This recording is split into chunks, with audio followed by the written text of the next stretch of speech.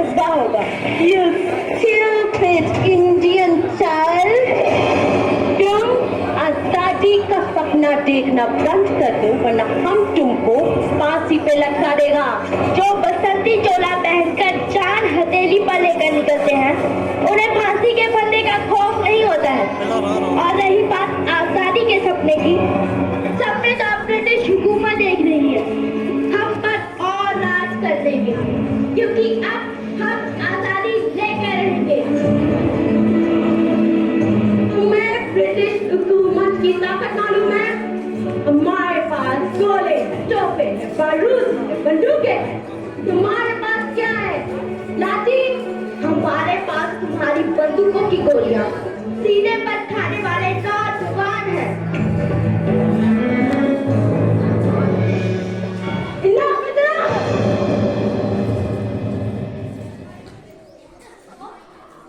British हुकूमत के खिलाफ आवाज उठाने के जुर्म में मुशर्रफ चंद्रशेखर को ये खुद 15 कोड़े मौत की सजा देती है।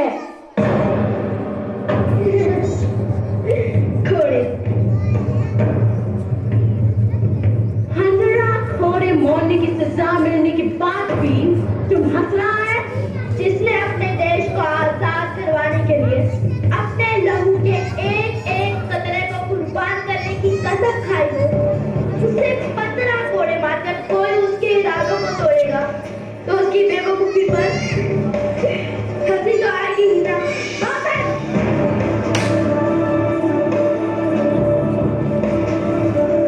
इसे अभी के अभी मेरे सामने कोड़े मारे जाए।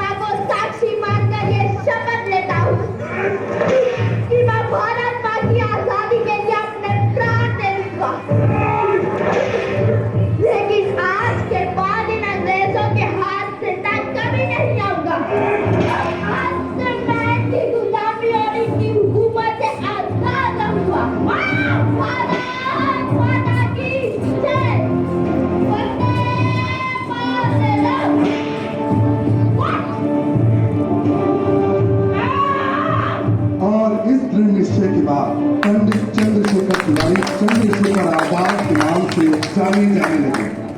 15 साल गुजर गए।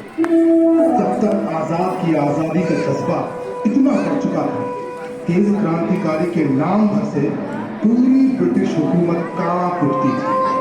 लेकिन एक दिन किसी गद्दार ने अंग्रेजों से आजाद की मुखबरी कर और फिर अच्छा पंडित जी, अंग्रेजों की पुलिस आपको ढूंढ रही है। आपको ये देश छोड़कर कुछ दिनों के लिए बाहर चले जाना चाहिए। नहीं सुखदेवराज, मैं अपने साथियों को छोड़कर ऐसे नहीं जा सकता। हमारे साथी भगत, सुखदेव और राजगुरु जेल में हैं। उन्हें फांसी की सजा हुई है। लेकिन पंडित जी, लेकिन कुछ नहीं सुखदेवराज। अगर इस क्रांतिकारी आंदोलन को जिंदा रखना है तो हमें भगत सिंह को बचाना होगा। उसके लिए हमें गोलियां भी खानी पड़े तो हम खाएंगे जी।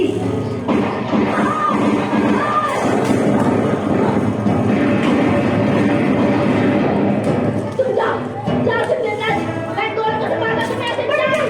आपको कोई लगी है, हम साथ बढ़ाएंगे सुखदेवराज।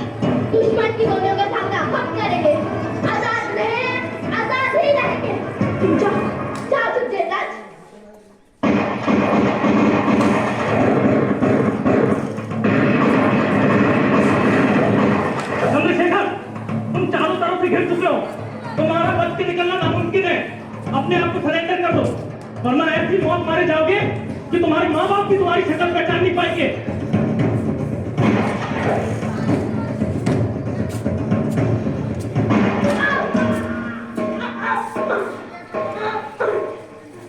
आजाद हूँ, आजाद था और हमेशा आजाद ही रहूंगा।